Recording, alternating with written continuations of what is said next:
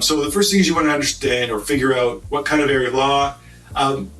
The next thing I would do is then set up some appointments.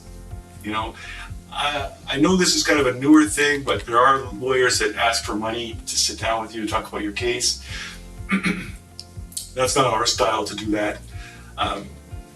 Most of the people that come to us, it's just not realistic they can handle their own cases. It's just, it's not small claims. Right. It's not basic. They're complex. They're complex, and I also try not to, but sometimes I handle cases that a layperson has started, and those can be difficult too. Or you sometimes the next lawyer involved with it, right. Because honestly, and I still remember this. It's been a while, but when you read things in a claim, you read it with a common sense attitude when you're not a lawyer.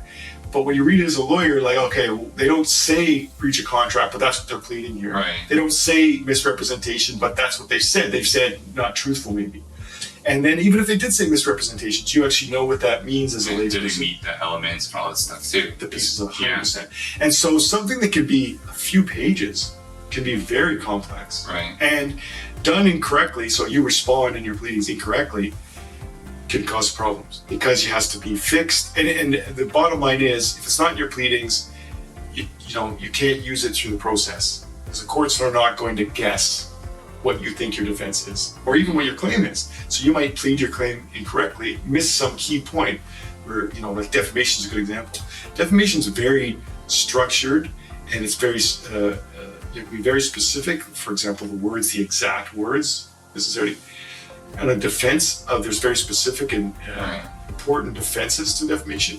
And you can say to a judge, hey judge, but it's true what I said, but if you didn't plead it, it's not in the evidence. Yeah.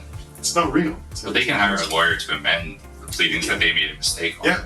But again, it's kind of like, it's kind of a joke that I used to hear. You go into your mechanic's office and the mechanic says, look, you bring it to us, it's $100 an hour. You try and fix it yourself first, it's $150 an hour because they've got to undo what you did and then do it right. Sure.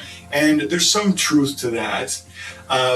It's always my preference to have a really good, engaged, smart client that comes to me before they start doing stuff. That's the best way to do it, right? And we do it together. Right. I say, hey, look, this part you can actually do. Save yourself some money, you can do. And this part, I've got to do, or we've got to do as a team. And then I think the next thing you want to do is, after you've assessed them, comfortable with them, then go and ask them a lot of questions. Ask them questions.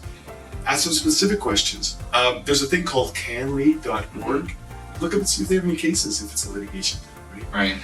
You can type in like defamation, like Vancouver, and read some judges' decisions. Yeah.